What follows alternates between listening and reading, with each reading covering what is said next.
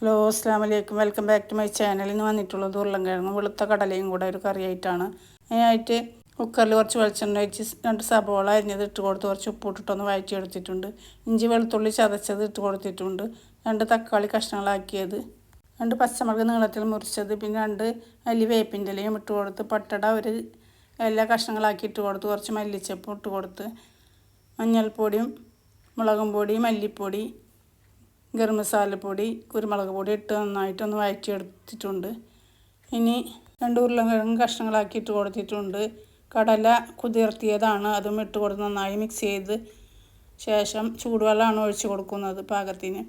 എന്നിട്ട് കുക്കറൊന്ന് മൂടി വെച്ചിട്ട് വേവിച്ചെടുക്കാം. ഒരു 4-5 വിസിൽ വരുന്നവരെ ഒന്ന് വേവിച്ചെടുത്തിട്ടുണ്ട്. അപ്പോൾ അതൊക്കെ നന്നായി വെന്ത് കിട്ടിയിട്ടുണ്ട്.